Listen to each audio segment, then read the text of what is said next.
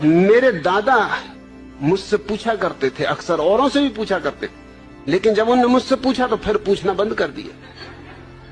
वो पूछा करते थे कि अक्ल बड़ी की भैंस। अब उनको कौन उत्तर दे। मुझसे एक दिन पूछ बैठे, मैंने कहा भैंस। उन्होंने कहा क्यों? मैंने कहा क्योंकि भैंस ये सवाल नहीं पूछती।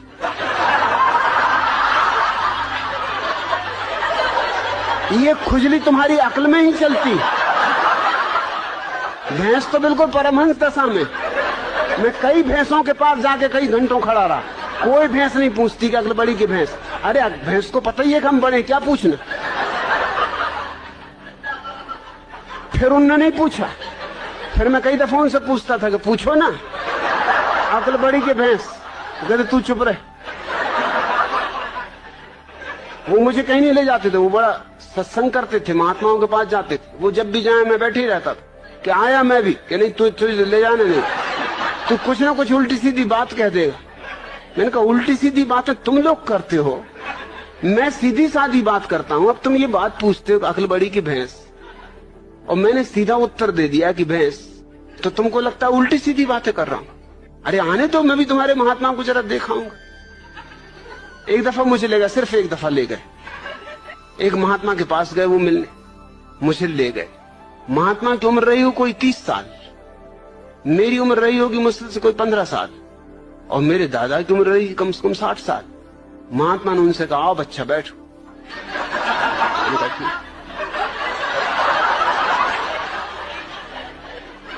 मेरे दादा ने मुझसे कहा तुम्हें कुछ पूछना तुम पहले ही पूछ लो, नहीं तो फिर गड़बड़ हो जाएगी, फिर मैं पूछ लूं। मैंने उनसे पूछा कि बच्चा एक जवाब दो। महात्मा बहुत नाराज हुए, कहने लगे मुझसे बच्चा कहते हो?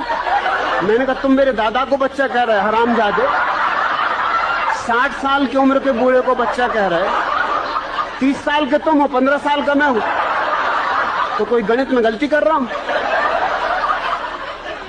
तुम बच्चा नहीं महाबच्चा हो। मेरे दादा ने मुझे फौरन बाहर निकाला, तू जा भैया, तू घर जाओ, कभी मेरे साथ मत आना। क्या बातें पूछ रहे हो?